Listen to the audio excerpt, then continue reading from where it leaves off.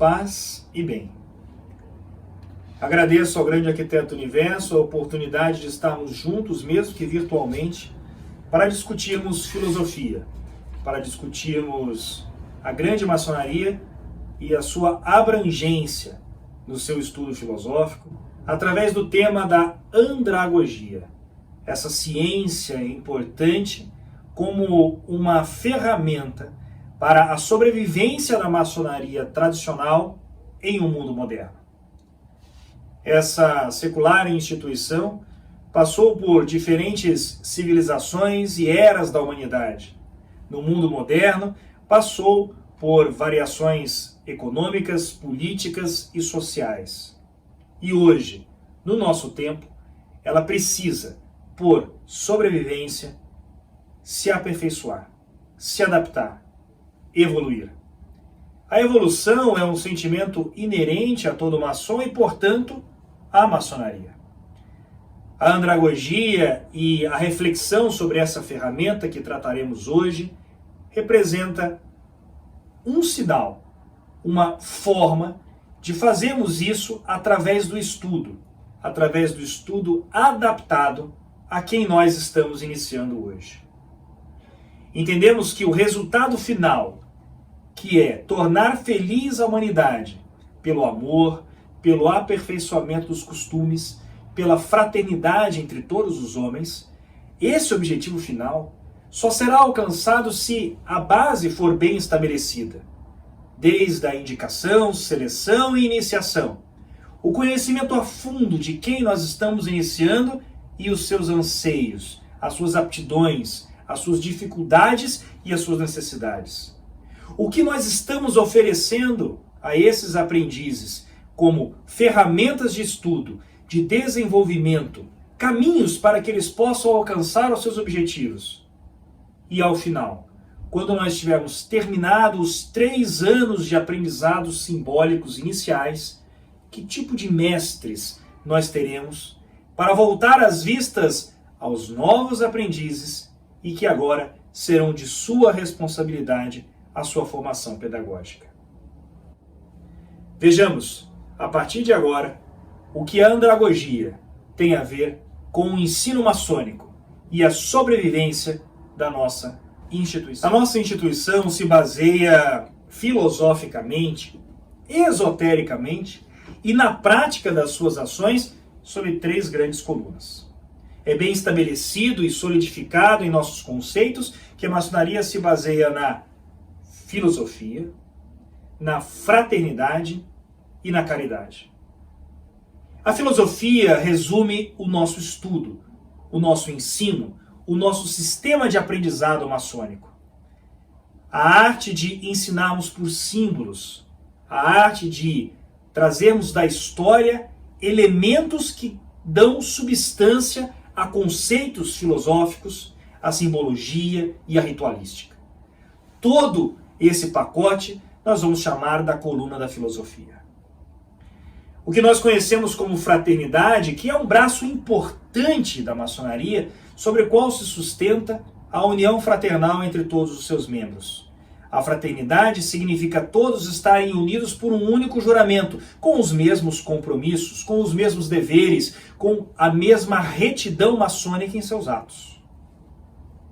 E o terceiro braço é o da caridade, que não é a amostra do que nós fazemos de doação, do que nós fazemos de dar o que nos sobra, de dar esmola aos mais necessitados.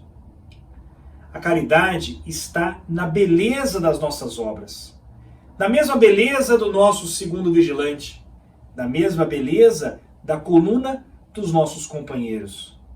Com panes, nós vamos dividir o pão. Dividir o pão significa, se você tem um pão, você vai dar metade dele ao seu irmão. É diferente de dividir o banquete, porque não lhe é caro, não lhe é importante toda aquela comida que existe no banquete. Quando nós falamos de caridade, nós falamos de dar ao próximo o que nós temos de melhor. Ver no próximo a nós mesmos e sermos compelidos pelo sentimento de doação, de darmos aquilo que temos de melhor, para que o próximo possa prosperar, assim como nós faremos a nossa prosperidade com esse ato. Então, se nós pudermos nos basear na nossa filosofia, na nossa fraternidade e na nossa caridade, de uma forma harmônica e sólida, a maçonaria, sim, irá sempre prosperar e evoluir. Quando nós falamos de filosofia, nós falamos de ensino, falamos de aprendizado e de toda a metodologia que está envolvida nesse processo. É importante entendermos que nós temos que reconhecer o que nós não sabemos. Nós temos que ensinar aquilo que nós conhecemos, mas principalmente nós temos que praticar aquilo que ensinamos. Então, a coluna da filosofia, ela tem muito da nossa consciência, da nossa capacidade de sermos aquilo que nós empregamos em nossas instruções. Capacidade que nós temos de sermos práticos com aquilo que nós ensinamos e prezamos como correto. É o respeito ao nosso iniciado. É o respeito àqueles que senta na bancada de aprendiz e está ansioso por informações, conceitos, alegorias, símbolos e lendas. A filosofia é muito mais do que ensinar maçonaria. A filosofia é viver a retidão dessa ordem, é ter a consciência dos seus atos e o respeito àqueles que vão sustentar a evolução da ordem. Sim, porque a ordem não é feita de mestres. A ordem não é feita de grandes cargos ou de graus superiores. A ordem é sustentada, renovada e preparada para os aprendizes. É sobre eles que deve recair as nossas maiores preocupações, a nossa maior atenção e o nosso maior trabalho, objetivando a renovação da nossa ordem. É importante entendermos que os nossos atos, aqueles que envolvem a caridade, eles devem estar também relacionados à esperança. Esperança de tempos melhores. Quando nós damos o melhor que nós temos, quando nós doamos ao nosso semelhante, seja ele o nosso irmão ou o nosso próximo da vida social, quando nós nos doamos, nós fazemos uma caridade verdadeira, mas nós objetivamos que o mundo melhore. Nós objetivamos que, com todas as atrocidades e dificuldades, as pessoas fiquem melhores. As pessoas se revistam dessas dificuldades para fazer delas pessoas capazes de se doar também. Que aquilo que é cicatriz, que aquilo que é marca da adversidade, seja uma oportunidade para que a pessoa possa propagar o bem, através da filantropia, através da doação, através da caridade e, principalmente, o maior dom que nós podemos ter, o melhor que nós podemos doar ao próximo, que é o amor fraterno. Portanto, quando falamos de filosofia, falamos de consciência e respeito. Quando falamos da caridade, nós falamos da melhor doação e da esperança de tempos melhores. E a fraternidade? A fraternidade significa agirmos com força, agirmos com inteligência, buscarmos nos nossos atos, enquanto irmãos, medidas efetivas para os nossos propósitos. Se a maçonaria tem como principal forma de viver tornar feliz a humanidade, ser um farol na escuridão, ser luz e esperança para tempos sombrios, se nós devemos cavar masmorras aos vícios e devemos levantar templos às virtudes, que façamos isso de forma fraternal. Sejamos capazes de usar da nossa fraternidade, da nossa irmandade, para que tenhamos força em nossos atos. Enquanto um indivíduo, um maçom, pratica a maçonaria, vai ter uma força. Quando uma ordem inteira pratica a maçonaria nos seus atos, vai ter muito mais força. Vai ter muito mais aplicação dessa força com inteligência. E, portanto, as obras maçônicas serão melhor desenvolvidas e empenhadas para a sociedade em que vivemos. Então, é muito mais do que apenas filosofia, fraternidade e caridade. As fileiras dos aprendizes, aqueles que estão iniciando, nós temos que sim nos preocupar diuturnamente com o método de ensino-aprendizagem que nós estamos desenvolvendo. A andragogia, que é a arte de ensinar ao adulto, é bem diferente do modo de ensino de formação. Quando nós temos um ensino tradicional nas escolas, nós pegamos indivíduos de uma faixa etária mais jovem, em que eles vão precisar ser formados com conceitos nunca antes desenvolvidos. Eles vão precisar ser formados com conceitos que eles não conhecem e que não têm, de forma nenhuma, nada pré-estabelecido. Bom, hoje, na formação escolar, nós já nos deparamos com alunos que têm acesso à internet, acesso a mídias ou a conhecimentos prévios com um mínimo de bagagem para serem desenvolvidos no ambiente escolar. Mesmo assim, esses métodos de formação do ensino tradicional são diferentes dos métodos maçônicos de ensino que nós empregamos. O ensino tradicional visa trazer conceitos, fazer com que o aluno vá desenvolvendo o método de aprendizado à medida que ele vai conhecendo esses conceitos novos e vá ajustando esses conceitos, criando um aprendizado sustentado na repetição, mas principalmente na informação. É um método compactado, é um método que traz conceitos novos que informam, mas principalmente que formam. Eles partem do zero, eles formam o conceito final. As escolas iniciáticas, elas não são um ensino de formação, elas são um ensino de transformação. Não existe um homem adulto selecionado para entrar na ordem maçônica que seja um completo inapto, que não tenha qualquer tipo de conhecimento prévio ou que tenha qualquer preconceito sobre os assuntos que vão ser ali defendidos. Nós temos algumas exigências, como a crença em Deus e um princípio criador. Nós temos que buscar elementos na sociedade que sejam filosoficamente evoluídos e que tenham conceitos de moral. Esses conceitos prévios, essa bagagem que o nosso candidato apresenta, vai fazer com que seja necessário um processo de informação adaptado a um conceito prévio que ele possui. Seria extremamente adverso e não salutar apresentar um método de ensino que fosse se contrapor ao que ele já conhece.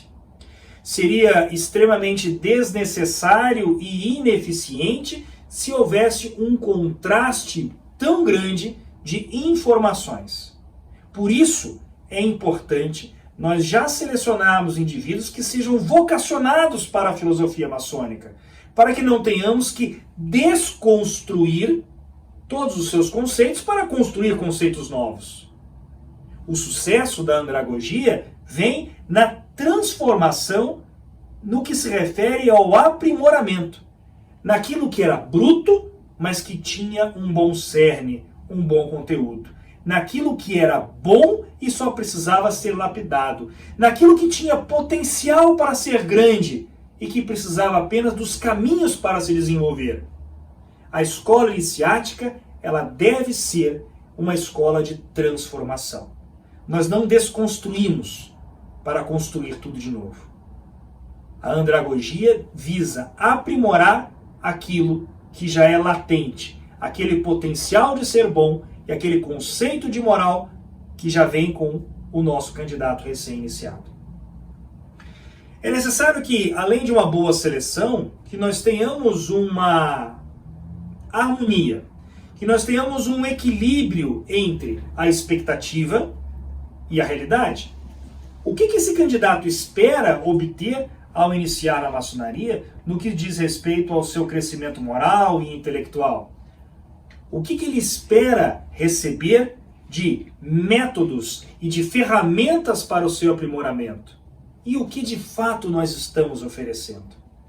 Existe um equilíbrio entre aquilo que ele almeja, aquilo que ele é vocacionado para desenvolver, aquilo que ele de grande poderia ser e aquilo que nós oferecemos. Nós oferecemos algo compatível com essas capacidades? Oferecemos algo compatível com esses anseios? Nós somos capazes de fazer com que ele desenvolva tudo o que vindes fazer aqui? Essa pergunta deve nortear os nossos atos e as nossas reflexões. Não podemos nunca termos fórmulas vazias, reuniões sem conteúdo, reuniões onde não oferecemos aquilo que é necessário. O adulto, ele se dedica a aprender aquilo que a sua consciência lhe diz que é necessário. Um profissional que desenvolve determinada função se dedicará muito mais em aprender algo que aprimore a sua labuta, aprimore o desenvolvimento do seu trabalho, do que uma atividade nova, uma atividade adversa ao que ele faz e que muitas vezes se mostra desinteressante. Se a maçonaria for desinteressante para esse super candidato, esse candidato moderno, esse candidato multifuncional, esse candidato com uma síndrome do pensamento acelerado, que é capaz de fazer várias coisas ao mesmo tempo, que já foi educado lá na sua escola de formação nesse método multi-informações, se a maçonaria for desinteressante para esse candidato, ele não vai desenvolver. Porque ele, adulto, tem um clique, tem um botãozinho que se chama consciência do que lhe é necessário. Se ele entender que o que é oferecido não lhe é necessário, ele não vai aprender. Se ele não vai aprender, ele não tem por que estar lá. Se ele fizer a pergunta a si mesmo, o que eu vim fazer aqui? E cuja resposta for algo que aqui não me acrescenta nada que eu preciso. Então, ele mesmo responde, eu não preciso estar aqui. Então é muito importante que nós tenhamos a consciência que o adulto seleciona o que ele precisa aprender baseado na sua necessidade. Claro que nós não vamos indicar pessoas que não sejam compatíveis com os preceitos maçônicos ou com os seus objetivos. Mas se nós iniciamos essas pessoas, nós devemos oferecer a elas algo necessário para que elas desenvolvam os seus anseios quando iniciaram. Nós temos que ter uma justa medida daquilo que é necessário, daquilo que nós podemos fornecer, daquilo que é tradicional, daquilo que é um landmark, daquilo que é a nossa instituição simbólica, templária, aquilo que nós ensinamos de forma institucional, com aquilo que é motivador, com aquilo que é experiência vívida, com aquilo que desenvolve o aprendizado e faz com que ele tenha a vontade de querer mais. Que a chama dessa consciência coletiva do aprendizado nunca se apague. Essa é a justa medida. Somos seres altamente reflexivos. Devemos ter uma inquietude natural. Devemos buscar a autocrítica e nos preocuparmos com a evolução da ordem que nós professamos. Então, lanço a pergunta. Os maçons, e isso eu amplio aos que iniciam e aos que já são mestres. Os maçons são o que a maçonaria preconiza? O quanto os nossos conceitos individuais coadunam com os conceitos da ordem? O quanto essa ordem oferece de ferramentas para que os conceitos bons e libados de moral e retidão se desenvolvam? Para cada pergunta de uma via, haverá uma pergunta na via contrária. Podemos questionar se os maçons são o que a maçonaria preconiza, ao passo que nós devemos sempre, enquanto guardiões dos augustos mistérios, nos questionarmos se a maçonaria é a instituição que esses homens de alto potencial moral e social é o que eles necessitam.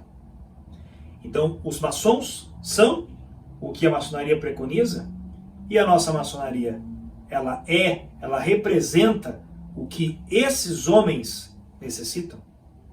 É importante entender que ensinar maçonaria não é a mesma coisa que ensinar a ser maçom.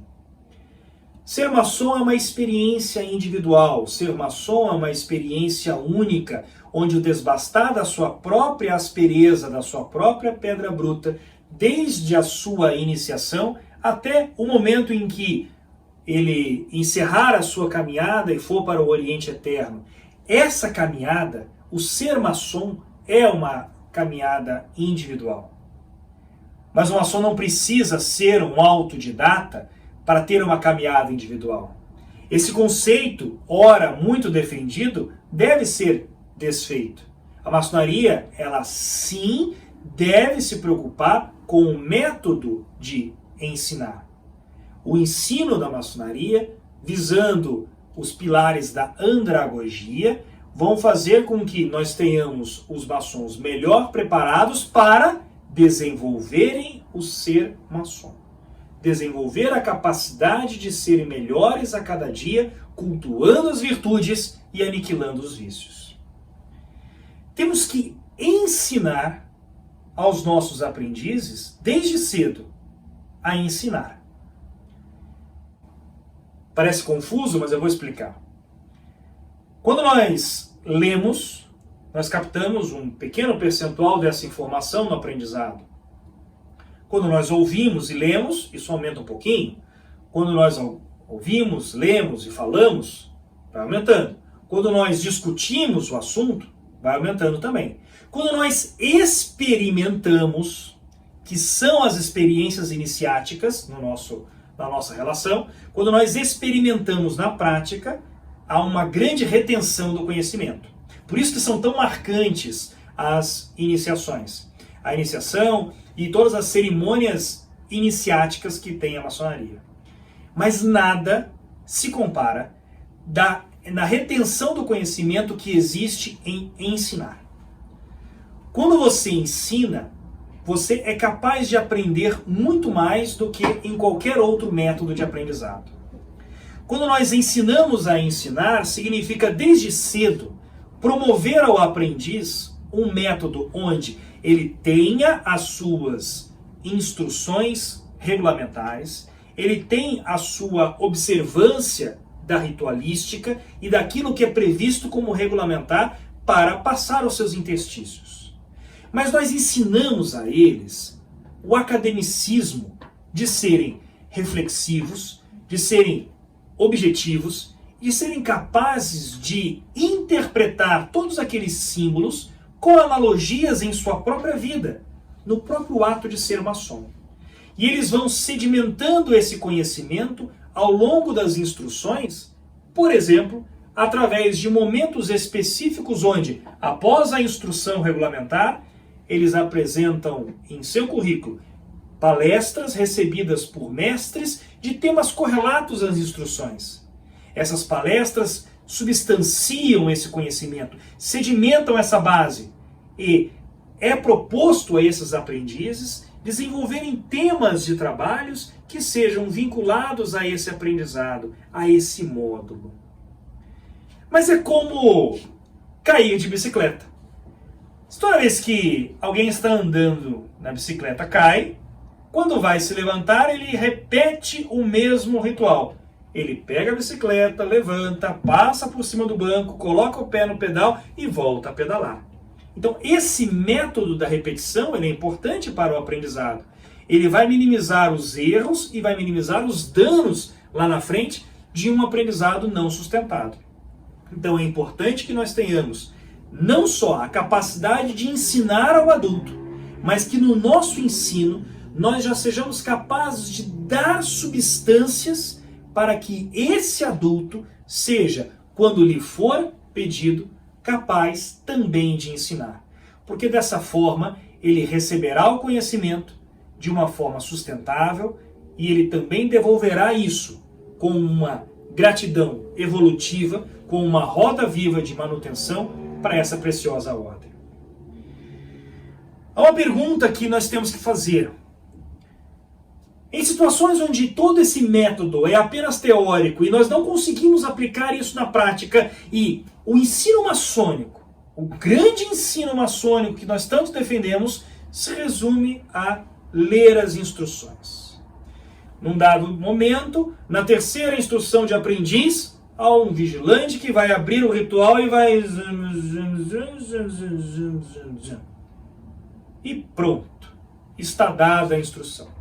E aí alguém vai falar para esse cidadão aprendiz: Bill, daqui 30 dias você faça um trabalho sobre a instrução. E larga o aprendiz por conta desse método totalmente ineficaz, desinteressante. Esse é o nosso método regulamentar. Esse é o método previsto. Esse é o método tradicional.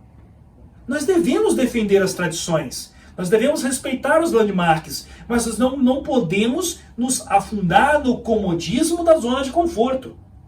Esse método não está ajustado para a necessidade do adulto que hoje nós estamos iniciando. E se a consciência desse adulto não ligar a necessidade do aprendizado, que ele necessita daquela informação, ele não vai reter o conhecimento, achará a ordem desinteressante. E é por isso que o método hoje amplamente empregado propicia as evasões. Porque ele não faz com que a pessoa pense, que a pessoa crie, que a pessoa reflita, que a pessoa desenvolva a sua própria consciência. É um método estático, autodidata e não compatível com o perfil de consciência dos candidatos que nós hoje estamos iniciando. Precisamos rever de imediato aquilo que nós estamos oferecendo, se quisermos um dia perpetuarmos para gerações futuras as fileiras maçônicas. O que precisamos propor é um modelo instrucional, um modelo sustentado de andragogia, onde nós vamos propiciar com isso a sobrevivência da maçonaria tradicional em um mundo moderno. Em um mundo moderno que oferece candidatos modernos, que oferece candidatos que foram instruídos nas suas escolas de formação com um método muito mais dinâmico do que de gerações passadas. Eles já vêm com uma bagagem, uma requisição de conhecimento de uma forma diferente. Eles já vêm com uma crítica, com uma capacidade de discernimento e uma capacidade de investir ou não o tempo naquilo que lhe é interessante e necessário. Fazer a maçonaria ser necessária para esse indivíduo é importante que tenha um link para isso. É claro que ele considera a maçonaria importante. É claro que ele tem vontade de iniciar, ele tem muitos anseios, ele deseja a evolução moral e intelectual, ele deseja estar ali. E a maçonaria é riquíssima em conceitos, a maçonaria traz muitas verdades, ela traz muitos códigos de conduta, e isso precisa chegar até o candidato, ao iniciado, de uma forma harmônica. Esse link, essa ligação entre aquilo que nós somos e aquilo que nós podemos ser, é o ensino, é a andragogia. Nossa ordem ensina por símbolos, e não teria como ser diferente. Isso é tradicional. Fazer esse símbolo despertar através da sua lenda, onde ele é contado, ou através da sua morfologia dentro do templo, ou na nossa história, fazer isso ser interessante, precisa trazer conceitos reflexivos e conceitos que criem formas didáticas para ensinar a ensinar. O nosso ensino ele deve ser por experimentação. É impossível nós falarmos de ensinar apenas com leituras. Nós devemos trazer aos aprendizes a oportunidade de criar. Eles devem receber as instruções? Claro que devem. Mas nós temos que abusar de recursos audiovisuais para que com cada instrução eles também recebam palestras, eles recebam suprimentos intelectuais. Nós tenhamos dentro de uma instrução objetivos a serem alcançados e esse leque de objetivos seja preenchido com lendas, com pedaços da história, com analogias simbólicas e ritualísticas. Cada instrução deve ser um passeio filosófico. Após cumprida a nossa parte regulamentar, que ele tenha a oportunidade de receber outras informações desejosas do seu cérebro para formar o seu próprio conhecimento. Ele precisa criar, ele precisa desenvolver esse conceito. E a partir daí, é fornecido essas ferramentas para que ele seja capaz de desenvolver todo esse método de criação. E em algum momento, ele nos dará a devolutiva, enquanto aprendiz, daquilo que ele aprendeu. Essas devoluções vão criando uma caminhada até os próximos graus. Nós precisamos que esses aprendizes se desenvolvam de forma diferente, porque quando eles chegarem a mestre, eles vão ser capazes de ensinar aos outros aprendizes e isso criará uma corrente do bem. O nosso plano, de fato, é para 3 anos. Nós não podemos mudar facilmente a cabeça dos nossos mestres, das pessoas que já iniciaram a maçonaria há décadas. Para eles, a maçonaria já é perfeita. Para eles, a maçonaria já cumpriu o papel. Eles permanecem nas fileiras porque eles acreditam nos ideais como eles são. Eles já são apaixonados pela maçonaria. Eles não vão sair. Esses mestres antigos já vivem e já respiram a maçonaria. Mas como todos, o nosso tempo na Terra terá um fim. Se nós mantivermos a maçonaria viva apenas e por esses mestres antigos, nós, mestres que iniciamos há algumas décadas, quando acabar o nosso tempo na Terra, a maçonaria acaba. Nós precisamos formar aprendizes diferentes e não mudar os mestres que nós temos. Nós precisamos formar aprendizes diferentes para que quando eles forem mestres, eles olhem diferente para os aprendizes. Devemos ensinar a ensinar. Devemos ter andragogia. Devemos ter um método que ensina o adulto a aprender criando. Um método que faz com que a necessidade do aprendizado seja a sede pelo saber. E ele desenvolva esses conceitos e forme os seus próprios conceitos. É importante termos a humildade que nós desconhecemos muito mais coisas do que nós não conhecemos. Então nós temos que reconhecer o que nós não sabemos. Não existe uma fórmula perfeita, não existe uma fórmula estática. Tanto é que a maçonaria, que nós consideramos uma ordem perfeita, tem uma fórmula que até bem pouco tempo era estática de ensino e que hoje nós a questionamos e procuramos evoluir. Reconhecemos que nós não sabíamos mais ensinar a maçonaria. Nós reconhecemos isso. A prova que nós reconhecemos isso é que vários estudos foram empregados e identificaram que grande parte das evasões que aconteciam nos templos maçônicos se deviam à falta de ensino, à falta de instruções. As reuniões eram vazias, não havia um plano pedagógico. Então, ficou claro a necessidade de reconhecer que nós não sabíamos ensinar para esse público que agora estamos iniciando. Então, reconhecer o que não se sabe, isso é uma característica da humildade inerente a todo maçom. Mas nós sabemos o quanto é importante ensinar o que nós conhecemos. Nós não somos donos do conhecimento, donos da verdade. De nada adianta o conhecimento se nós guardarmos para nós. Nós temos que sim estimular e muito que seja feito o estudo, que seja desenvolvida a filosofia por diferentes e todos e quaisquer métodos possíveis. Nós não podemos ser estáticos da zona de conforto. Nós temos que compartilhar aquilo que nós conhecemos, porque só assim nós vamos conseguir tocar em um maior número de pessoas e vamos criar uma corrente do bem, onde aquilo é dividido, aquilo é partilhado e aquilo é usado como desenvolvimento. E muito importante, aquilo que nós ensinamos, nós devemos praticar. O ser maçom, o compromisso, a lei da transformação, nós devemos ter em nossa mente. Que aquilo que nós ensinamos, nós devemos praticar.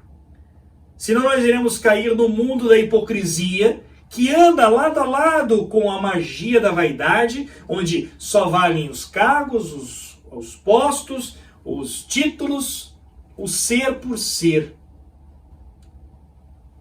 Enquanto, na verdade, nós estamos nos cargos, Nós temos os graus ou os títulos por merecimento, sim, mas também por uma oportunidade que esses cargos e esses títulos nos dão de trabalhar em prol da nossa virtude e dos nossos conceitos. Reconhecer o que não se sabe, ensinar o que se conhece e praticar o que se ensina representam a fórmula da andragogia que nós temos que empregar para que o processo de ensino e aprendizado da maçonaria seja eficiente e traga bons frutos. Toda análise ela deve ser prospectiva. Então, para o futuro, há boas perspectivas. Nós imaginamos que aqueles que hoje nós formamos com esse novo método de ensino, com essa importância dada a atender aos anseios e a entregar a essa nova geração moderna a maçonaria tradicional e todos os seus ricos conceitos com uma ligação da andragogia. Nós entendemos que o futuro pode ser muito promissor. A gente só pode falar sobre o que a gente conhece. Na minha loja, na loja Cavaleiros da Liberdade, nós há alguns anos estamos desenvolvendo esse método, onde os aprendizes recebem as instruções regulamentares.